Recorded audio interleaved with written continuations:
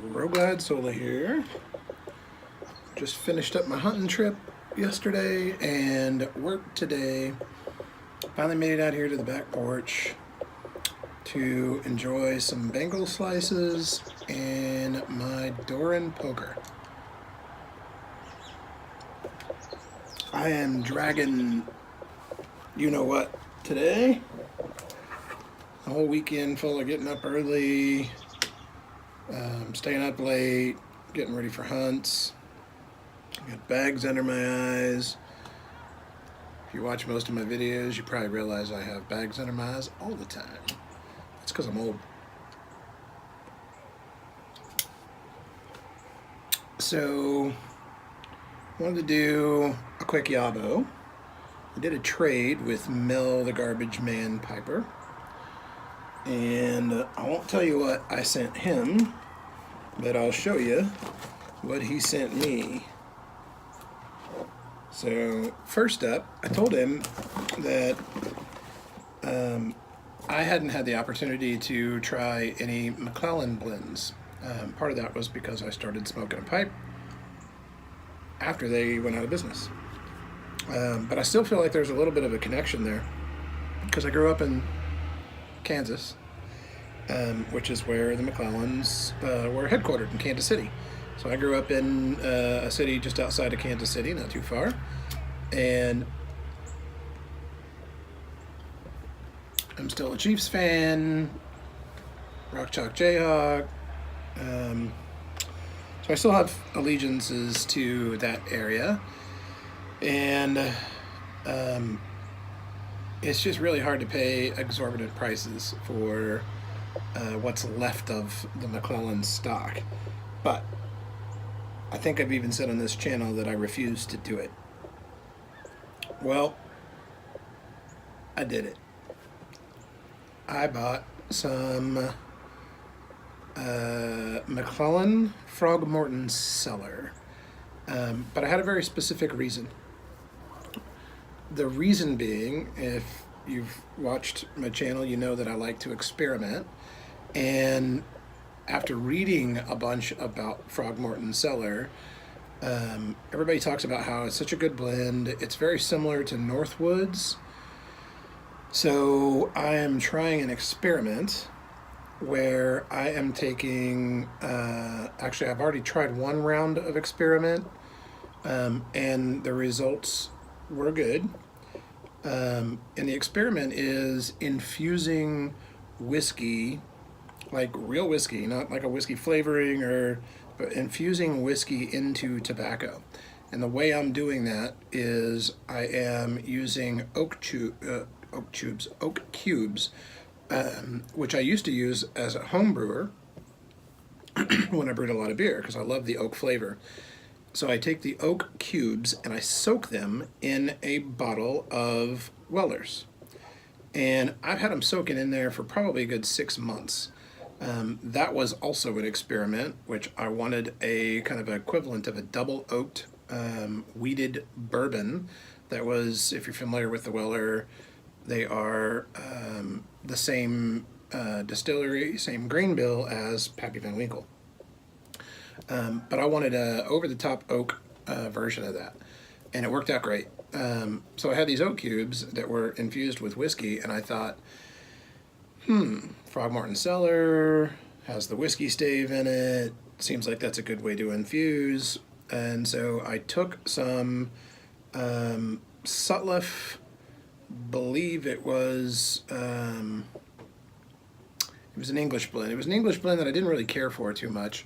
But I went ahead and tried infusing it, and it worked out great. It actually improved the tobacco that I didn't like.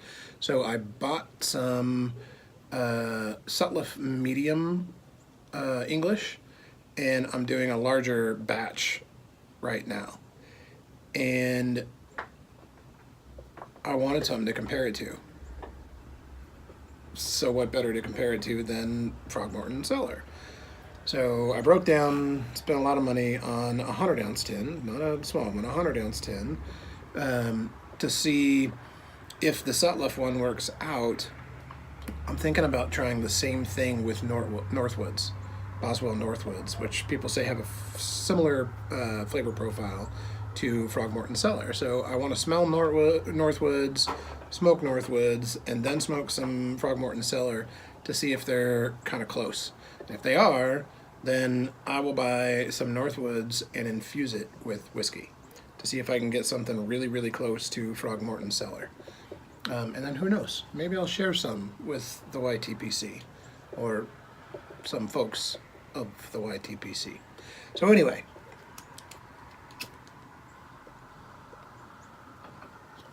I was telling Mr. Mel, the garbage man Piper, that I had never tried some McClellan. And if you've watched his channel, you know that he is probably one of the most generous people on the YTPC. And he sent me some 2017. This is, I believe it says, okay, it's 2017 McClellan 40th anniversary. In a little vacuum seal pack. He sent me some 2013 Christmas cheer in a little vacuum pack. And finally, I've tried quite a few of the esotericas, but I've never tried Penzance, and I can't find it other than I've had pretty good luck in brick and mortars with the other esoterica blends, but I haven't been able to find Penzance yet. So he sent me some 2018, I believe it's 2018 Penzance. So also, when we were chatting back and forth, the reason that I reached out to him about tobacco is because he found somewhere on his travels, he found some Elizabethan, Dunhill Elizabethan, and I have been wanting to try this. If you watch back a couple of videos ago, I did a video on the Murray's, I think it's supposed to be the Murray's match from Sutliff.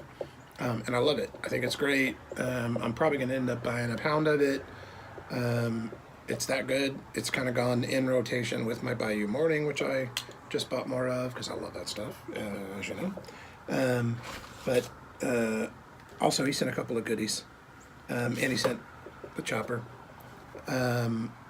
which I don't have out here with me. But so, where was I?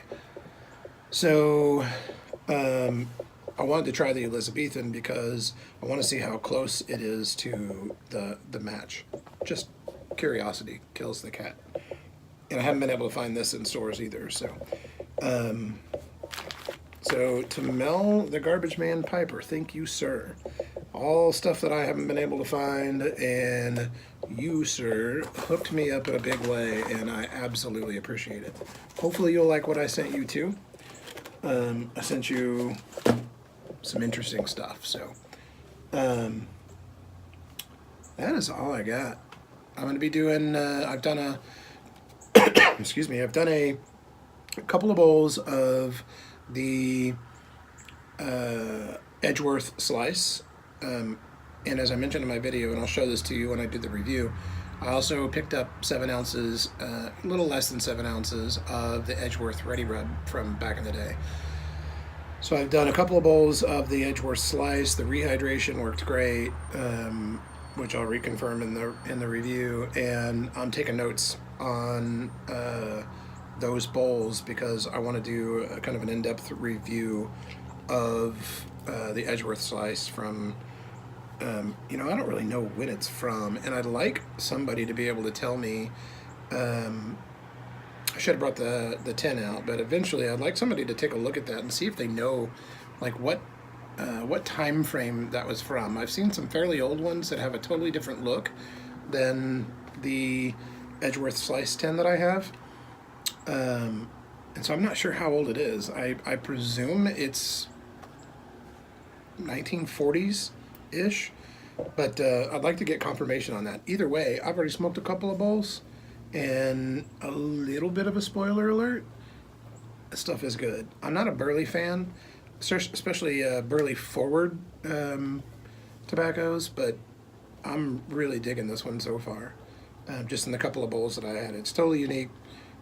probably because of the age, but we'll bring more of that to you here in the next week or so. Now that I'm back from the holidays, back from hunting trips, I don't have anything scheduled, as far as I know, for the next couple of weeks. So I'll be able to knock out some of these projects that I've been trying to get to. So that is all I got today. I am still Roguelite. So got a call in the middle of my closing. So, like I was about to say, I am still Roguelite solely. Keep the rubber side down, folks.